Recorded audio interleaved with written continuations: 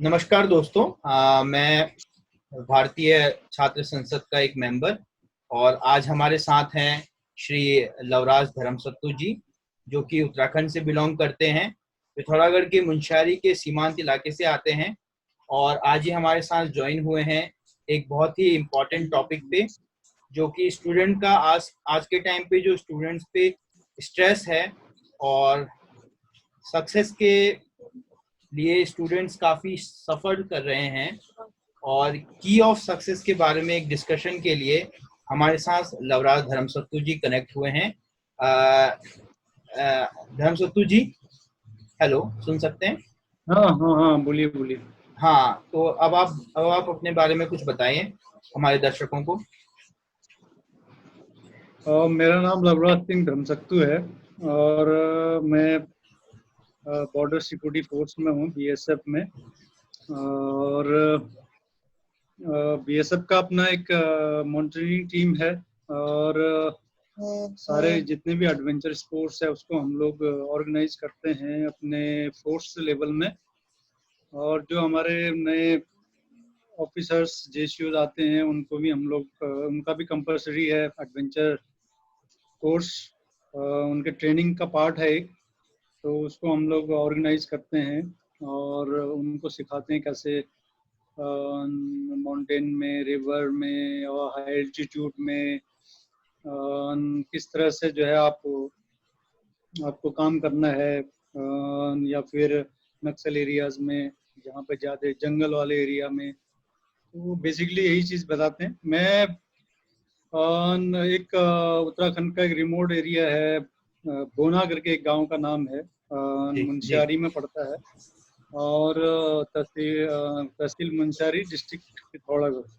जी जी। तो वहां से बिलोंग करता हूँ। और बोना एक ऐसा गांव है कि जहाँ अभी भी कम्युनिकेशन नहीं है, जहाँ अभी भी रोड नहीं है और बिजली नहीं है।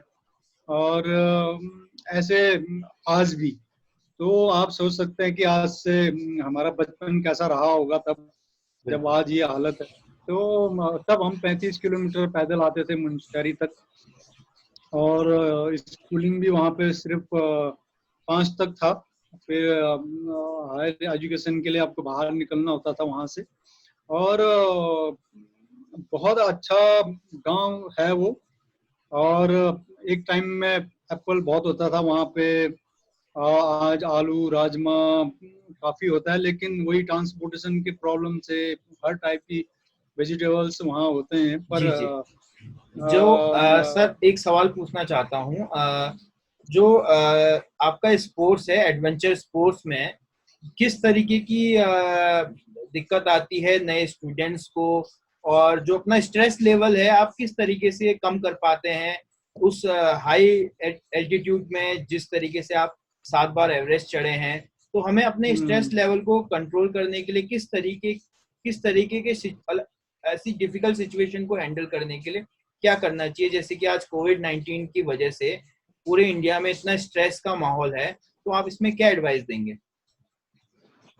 मैं यही कहूँगा कि एक जो डिफिकल्टीज है, आज भी जो डिफिकल्टीज दिख रहे हैं वही मैं बता रहा था कि मैं ऐसे डिफिकल्ट एरिया से आता हूँ। और उसके बाद आप सोच सकते हैं कि कितना चैलेंजिंग मैंने फेस किया होगा।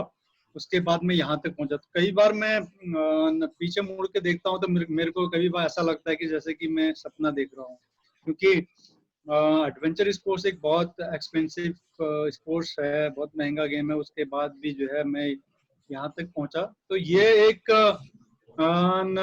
आज के खासकर युवाओं के लिए मैं यही बोलना चाहूंगा कि भाई लाइफ में बहुत सारे चैलेंज आपको फेस करना पड़ेगा, बहुत सारे चैलेंज आएंगे। क्योंकि जिंदगी का नाम ही चैलेंजिंग है। और आपको हर पल पल में जो है फेस करना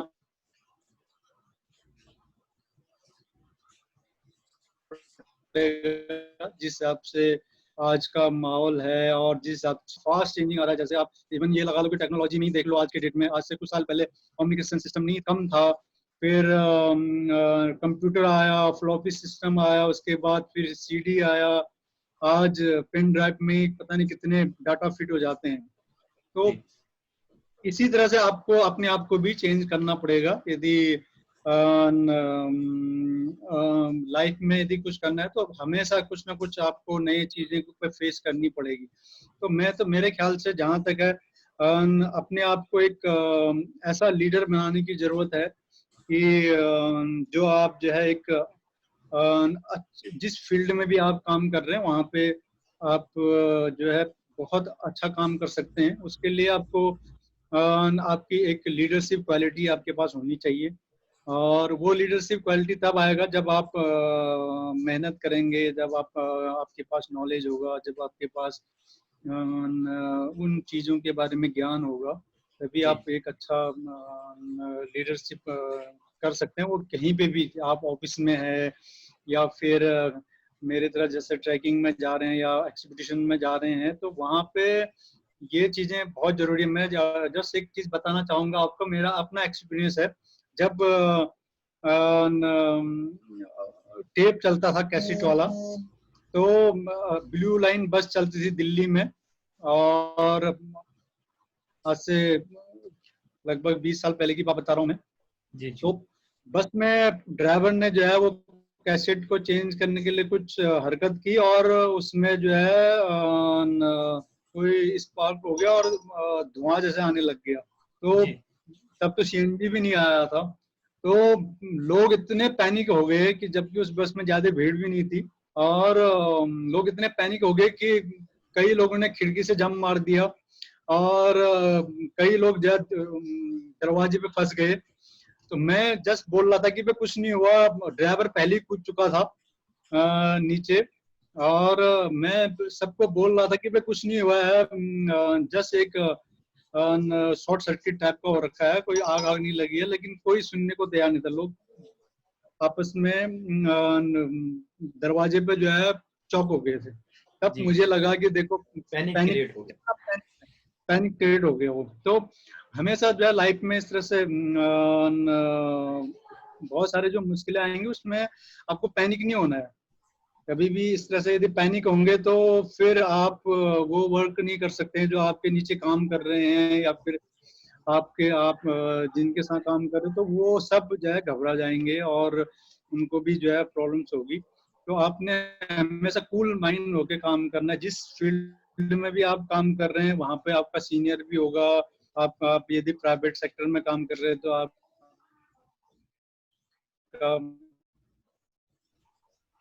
चेयर गवर्नमेंट में भी कर रहे हैं, सीनियर ऑफिसर होंगे, उसके ऊपर भी कोई होगा। तो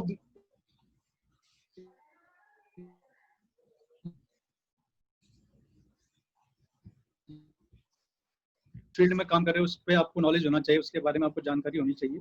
और उसके अलावा आपका विल पावर भी आपके पास होना चाहिए। कहते हैं ना कि पहले डिसीजन होता है, उसके बाद एक्शन होता जी है ना। तो डिसीजन, जब आप अच्छा डिसीजन लेंगे तो एक्शन भी अच्छा होगा। तो आज के उन लोगों को मैं यही बोलना चाहूंगा, पैनिक सबसे ज्यादा आज बहुत जल्दी लोग घबरा जाते हैं, बहुत जल्दी युवा खासकर पैनिक हो जाते हैं। तो हम भी माउंटेन में बहुत सारी चीजें फेस करते हैं। कई बार वेदर कंडीशन बहुत खराब हो जाता है, कई बार जो है अचानक ही जो है स्ट्रॉम आ जाता है और अवलांच आने लग जाता है, या फिर मौसम खराब हो जाता है। तो उस पे यदि लीडर है या टीम मेंबर है, उनको ये वो यदि पैनिक हो जाएंगे तो बड़ा मुश्किल हो जाएगा, क्योंकि ज्यादा एल्टीट्यूड में ऑक्सीजन की भी कमी होता है, और लोग वैसे भी चिड़चिड़ापन आता है वहां पे, नींद कम आती, भूख कम लगता है। तो हम लोग वहां पे भी जो है अपने आप को कूल रखने की कोशिश करते हैं, और जो भी डिसीजन लेते हैं वो सोच समझ के लेते हैं, और टीम को जो है एक बैलेंस बना के आगे बढ़ाते हैं। तो ये लाइफ में बहुत जरूरी है आपका इन चीजों के बारे में। तभी आप जो है अपने आप को जो है किसी प्रॉब्लम से जो है बाहर निकाल सकते हैं। और इसीलिए मैं कहता हूँ कि आज के युवाओं को खासकर बहुत जरूरी है कि उनको एडवेंचर का कुछ कोर्स जरूर कर लेना चाहिए, और साल में एक बार यदि ट्रैकिंग में जा सकते हैं तो ट्रैकिंग करनी चाहिए, या फिर माउंटेनियरिंग कर सकता है तो माउंटेनियरिंग का कोर्सेज करने चाहिए। उससे बहुत सारी चीजें आपको, क्योंकि एक लिमिट से ऊपर आप जाते हैं। कई बार ऐसा लगता है कि बस अगला कदम मेरा जो है मौत की तरफ है, बिल्कुल मौत बिल्कुल। आपको सामने नजर आता है। तो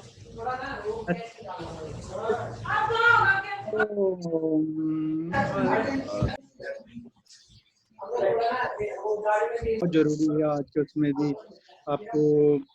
अदरवाइज मैंने पहले भी बोला कि आपको समय के अनुसार चलना पड़ेगा, अदरवाइज आप पीछे छूट जाओगे। यदि समय के साथ नहीं चलेंगे तो आप पीछे रह जाओगे, फिर आपको ये सारी चीजें आएंगी, डिप्रेशन आएगा, बहुत सारी चीजें आपको होने लगेगी। तो इन बारे में न सोच के आप आगे के बारे में सोचे कि आगे क्या करना है। उन चीजों के बारे में सोचेंगे तो आप ज्यादा बेहतर होगा। और लाइफ में ऐसे अप डाउन चलते रहता है। यदि आप कहीं पे भी जाते हैं तो यदि आप आ रहा है तो डाउन भी आएगा, और डाउन बिल्कुल है तो बिल्कुल। अप भी आएगा। तो आपको उस चीज को फॉलो करना है, और चैलेंजिंग को हमेशा फेस करनी है बिल्कुल बिना पैनिक हुए। बिल्कुल। हमारे एक फॉलोअर का क्वेश्चन है कि हम फेलियर को कैसे डील कर सकते हैं, अगर हम लगातार फेल हो रहे हैं तो उसे कैसे डील कर सकते हैं? देखो, जैसे हम लोग भी हैं, मैं आपको यदि एक उदाहरण देता हूँ कि 2015 में नेपाल में भूकंप आया था। एवरेस्ट बेस कैंप में भी भूकंप आया था, और 19 लोग उस वहाँ पे जो है भूकंप के बाद जो अवलांच आया था उसमें एक्सपायर हुए थे। और मैं भी उस टाइम में वहाँ पे था। और जितने लोगों ने दाएं बाएं देख के अपने आप को सेव करने की कोशिश की, बचे। और जिन्होंने थोड़ा पैनिक क्रिएट किया वहां पे, वो लोग पाए कि एक्चुअली अवलांच कहाँ से आ रहा है जी जी। और वो जहाँ से आ रहा है। तो वो देखने के बजाय में टाइम था, लेकिन वो देखने से पहले वो लोग जो है पैनिक हो गए, दौड़ने लग गए। तो कितना आदमी उस एल्टीट्यूड में दौड़ पाएगा? बिल्कुल नहीं दौड़ पाएगा, क्योंकि ऑक्सीजन वैसे भी कम है। तो वो लोग सब उस चपेट में आ गए। और इसके लिए उसके बाद सेकंड में यदि बताऊं तो 2017 में मैं ONGC का एक्सपीडिशन लीड कर रहा था एवरेस्ट में। तो 22 तारीख के रात को जो है बहुत बड़ा वहाँ पे स्ट्रॉम आया, तूफान चली, और ऑलमोस्ट जो है 26,500 फीट पे 60-70 टेंट जो है जी। उड़ गए वहां से। और लोग जो है इधर उधर पैनिक हो गए बहुत ज्यादा। और उसके बाद मेरी टीम भी वहां पे थी। मैंने अपनी टीम को वापस नीचे बुलाया, और मैंने उनको ये बोला कि आगे नहीं जाना है, जब तक मैं नहीं बताऊंगा तब तक कोई भी आगे नहीं जाएगा। और लोग जा रहे थे तो हमारी टीम भी जो है पैनिक हो रही थी कि भाई लोग तो जा रहे हैं, हम क्यों नहीं जा रहे हैं, इस तरह से वो लोग बोल रहे थे। मैंने कहा नहीं, अभी बहुत ज्यादा स्ट्रॉन्ग है, आप रुको, वेट करो। और उनको वेट कराया, और फाइनली ये हुआ कि 10 बजे फॉलो अप कर दी। मैंने कहा भाई नहीं जा सकते, आप आराम करो। और नेक्स्ट डे मैंने वापस बुलाया उस टीम को। बाकी लोग भी सब वापस आए, बहुत सारे प्रॉब्लम्स उसमें आए, कई लोगों का फर्स्ट बाइट हो गया और रेस्क्यू करके लाना पड़ा। मेरी टीम कैंप 2 में आया, और मैंने वेट किया वहां पे। बाकी लोग सब वापस चले गए बेस कैंप की तरफ। जी हमने वेट किया वहां पे, और 27 और 28 तारीख को हम लोगों ने दोबारा जो है उसमें एवरेस्ट के टॉप में पहुंचने में सक्सेस हासिल की। वो सिर्फ इसलिए था कि हम लोग पैनिक नहीं हुए और समय का हमने वेट किया। और 28 तारीख को, 28 मई 2017 में पूरे माउंटेन में सिर्फ मेरी टीम थी, 6-7 लोग। बाकी कोई भी उस समिट पे नहीं था उस दिन।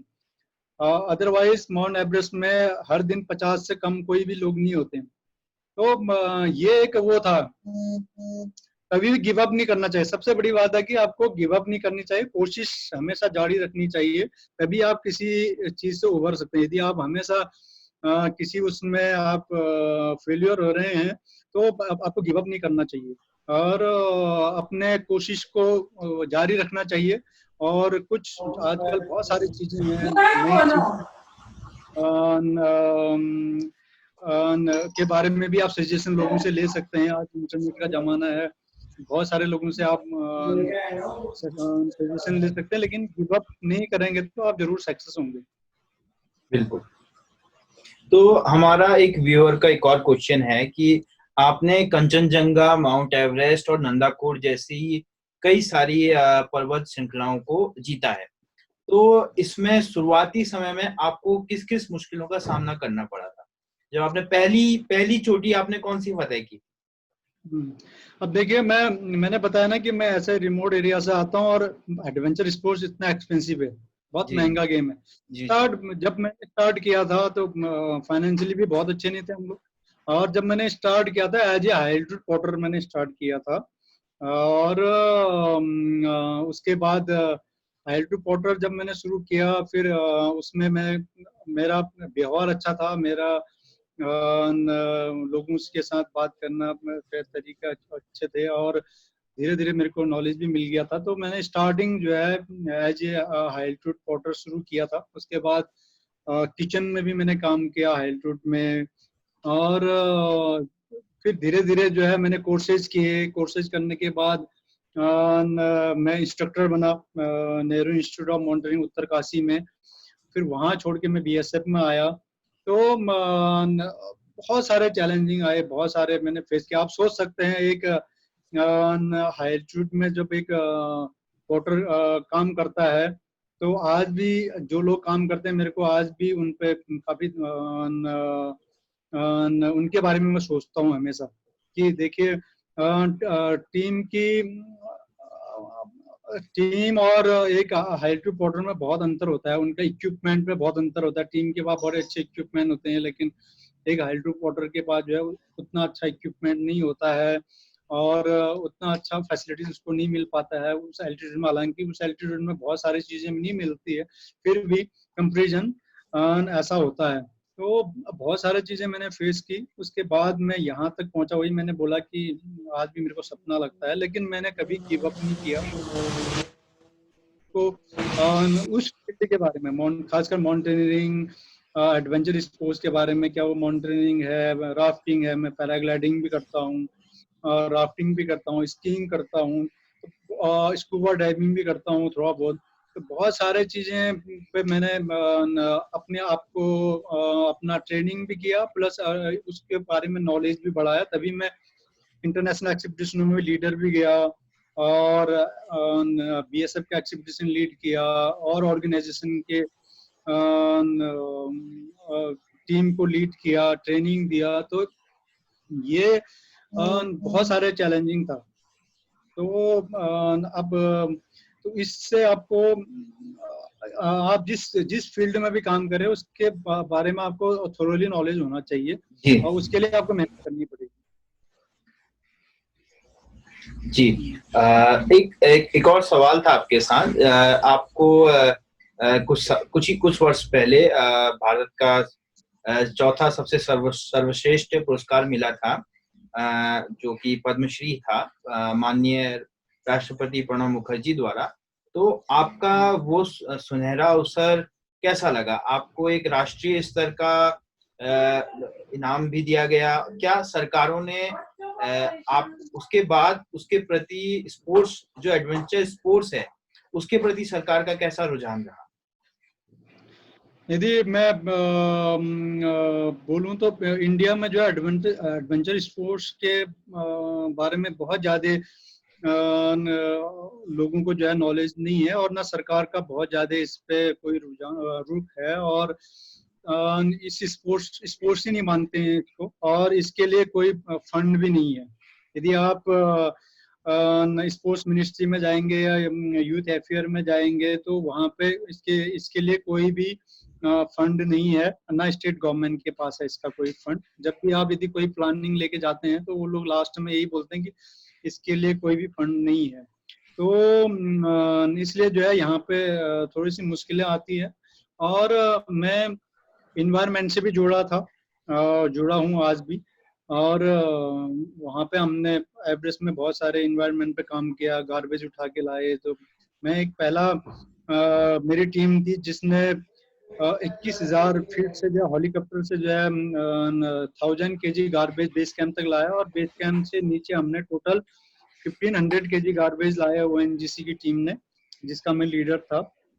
तो जी ऐसे में काम जो है 2009 से कर रहा था वहाँ पे, क्लीनिंग में काम कर रहा था। तो इसी बीच में हमने काफी क्लीनिंग पे काम किया था, तो नेपाल में काफी अप्रिशिएट किया गया था। और तब यहाँ पे इंडिया में जो है जयंती नटराजन उस टाइम की यहाँ पे इन्वायरमेंट मिनिस्टर थी। जी। और यूपीए 2 में। 2013 में, जी जी, यूपीए 2। हाँ उस टाइम में, तो 2012-13 में, तो जब मैं काठमांडू से 2 जून को वापस आया, तो मुझे कार्ड मिला था 5 जून को अशोका होटल में जो है इन्वायरमेंट के उसमें जो है कोई फंक्शन है, उसमें आने के लिए इनवाइट किया गया था। तो मैं वहाँ पे गया था। जब मैंने उनको बताया कि मैंने ये किया, और उन्होंने भी पता किया था, पहले से उन्होंने पता किया था, तो काफी वहाँ पे जो है डिस्कस हुई थी। तो उन्होंने उस टाइम भी बोला था कि तुम्हें जो है बहुत बड़ा सम्मान मिलना चाहिए, और उन्होंने इसको रिकमेंड किया, और 2014 में मुझे जो है पद्मश्री से नवाजा गया। तो वो एक मेरे लिए एक सपना था। और वो सैटरडे का दिन था, आज भी मुझे याद है। बिल्कुल। तो मिनिस्ट्री से जब फोन आया मुझे, ज्वाइंट सेक्रेटरी ने मेरे को फोन किया था, तो उसने बोला कि आपको जो है पद्मश्री मिल रहा है, और आज शाम को 7 बजे जो है प्रेस रिलीज होगा, उसमें आप देखिए। तो मेरे को विश्वास ही नहीं हुआ, और मैंने बोला कि आज तो मिनिस्ट्री बंद होता है, आज तो सैटरडे, आज तो ऑफिस बंद होता है, आप जी मजाक तो नहीं कर रहे हैं? उसने बोला नहीं नहीं, मैं मजाक नहीं कर रहा हूँ। मैं मेरे को ऊपर से डायरेक्शन मिला है कि सभी जितने लोगों को ये अवार्ड मिल रहा है उनको जो है आज मैसेज देने के लिए। और ये था 25 तारीख की बात। और जी शाम को वास्तव में तब तो मेरे को विश्वास ही नहीं होता। मैंने अपने सीनियर ऑफिसर्स को बोला तो उनको भी विश्वास नहीं हो रहा था। और शाम को सात लगभग 7 बजे बोला था, लेकिन 8 बजे के न्यूज में वो फ्लैश हुआ था।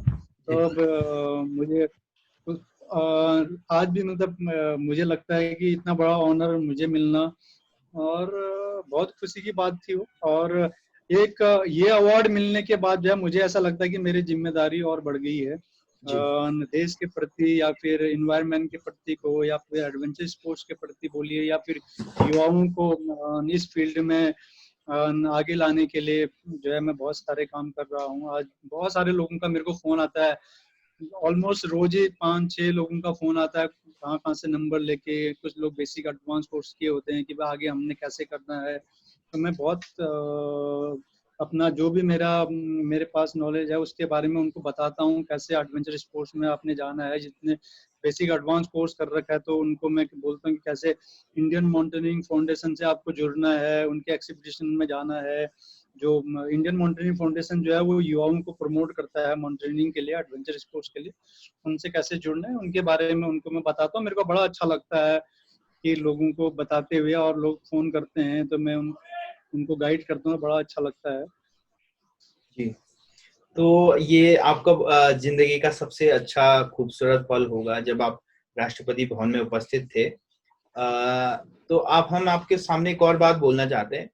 मुंशियारी में आपको पता ही होगा कि कल परसों एक बहुत बड़ी आपदा आई, जिसके वजह से मुंशियारी के ग्रामीणों का काफी नुकसान हुआ, पानी भरा, और वहाँ कभी कई सारी प्रॉब्लम्स हैं। लोग सरकारी अपना घर छोड़ के सरकारी भवन में रह रहे हैं। इस पर आपको क्या कहना है? ये आपदा आखिर क्यों आई होगी? क्योंकि अब बहुत सारे चेंजिंग आ रहा है। आप लोगों ने भी देखा, ग्लोबल वार्मिंग बोलते हैं लोग, ग्लेशियर बहुत फास्ट पीछे को जा रहा है, और मेल्टिंग रेशियो बहुत बढ़ गया ग्लेशियर का कुछ एरिया में। और गर्मी बढ़ गई है। मुंशियारी में आप सोच सकते हैं एक टाइम में फ्रिज नहीं होता था, आज फ्रिज रखा है लोगों ने।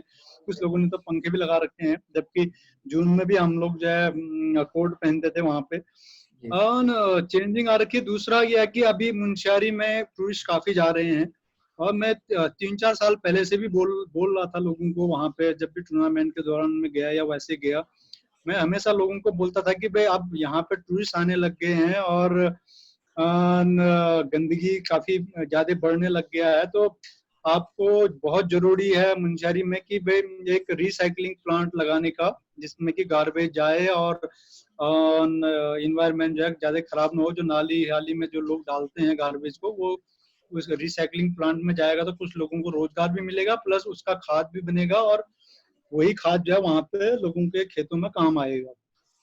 तो ये मैं कई टाइम से बोला, हर हिल स्टेशन में जहाँ पे भी टूरिस्ट जा रहे हैं, ऐसे एरिया में आज ही से जो है यदि रिसाइकलिंग प्लांट लगाया जाए कहीं पे भी, तो वो बहुत इन्वायरमेंट को जो है इफेक्ट कम करेगा। एक तो दूसरा ये है कि नाले, ज्यादातर नाले जो भरते हैं वो प्लास्टिक ऐसे चीजें जाके जो है नीचे ब्लॉक हो जाता है। कई जगह जो है लोहे की जालियां लगा रखी लोगों ने, उसमें जाके फंस जाते हैं और वो ब्लॉक हो जाता है। उसके बाद पानी जो है ओवरफ्लो करता है और वही जो है डैमेज करता है, और यही एक कारण भी है, मुझे जी ऐसा लगता है। जी और जी आप यदि आप बरसात के बाद जाएंगे, सितंबर अक्टूबर में जाएंगे, तो हर नाले में आपको पॉलीथीन मिलेगा, बोरियां मिलेंगी, सीमेंट के कट्टे मिलेंगे, ऐसे बहुत सारे मिलेंगे। तो जी ये बहुत जरूरी है, किसी भी इन्वायरमेंट को यदि बचाना है तो आपको रिसाइकलिंग प्लांट लगानी पड़ेगी। दूसरा, लोगों को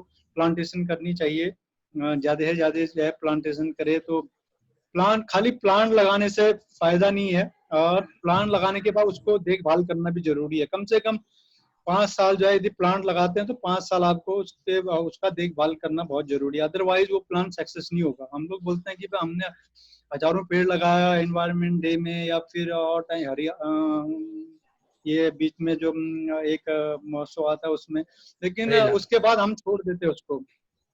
तो जी आप कम लगाइए, बेशक आप थोड़ा ही लगाइए, उसको मेंटेन करिए, कम से कम 3 4 5 साल मेंटेन करेंगे तो वो एक पर्टिकुलर एरिया में लगाइए, उसको मेंटेन करिए, फिर नेक्स्ट एरिया में जाइए। ऐसा करेंगे तो इन्वायरमेंट बचेगा। और मैं ये भी कहूंगा कि खासकर पहाड़ों में जब बकरियां पालते हैं लोग, गाय बच्चियां पालते हैं, और फॉरेस्ट डिपार्टमेंट को या फिर हमारे किसी एनजीओ हैं, ऐसे बहुत सारे इन्वायरमेंट से जुड़े हुए लोग हैं, उनको उन बकरी वालों को इनको बताना चाहिए कि भाई लॉबिंग कैसे करनी है, क्योंकि जी विंटर में तो घास खिलाने के लिए जो है पेड़ काटना ही पड़ता है।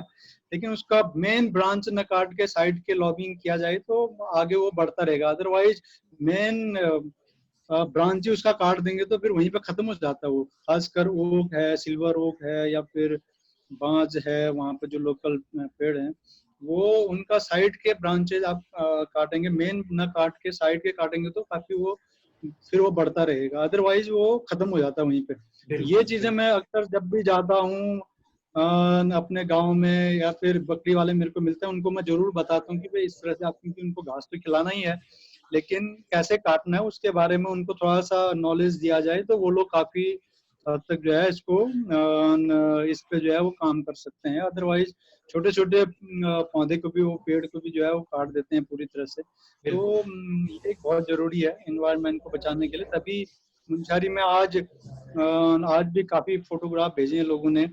बादल फटने की घटनाएं पहले कभी नहीं होता था, बहुत कम सुनाई देता था 95 से पहले। और उसके बाद देखो आप, अब तो मई जून में भी जो है बादल फट जाते हैं। तो ये सब चेंजिंग आ रहा है। हम लोगों ने बहुत ज्यादा कटान कर दी, बहुत बिल्कुल ज्यादा पॉल्यूशन कर दिया, तो इसका ही इफेक्ट है ही। तो कहीं ना कहीं नेचर जो है बैलेंस तो बनाता है। बिल्कुल हम अपने टॉपिक पे वापस आते हैं और हमारे स्टूडेंट्स आपसे यही पूछना चाहते हैं कि जितनी सक्सेस और जो कुछ भी जिंदगी में हमें पाना होता है, तो सक्सेस की क्या है? आपके नजरिए से सक्सेस किसे कहेंगे और सक्सेस कैसे पाई जा सकती है?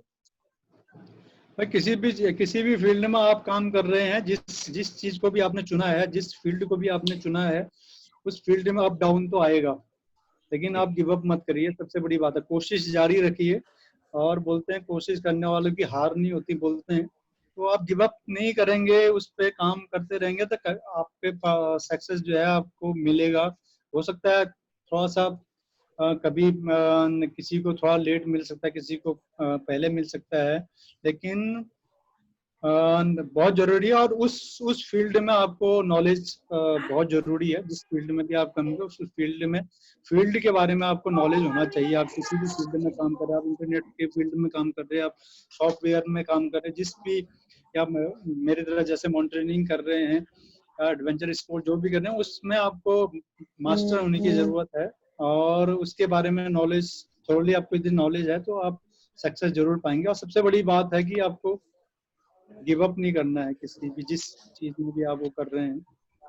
जी।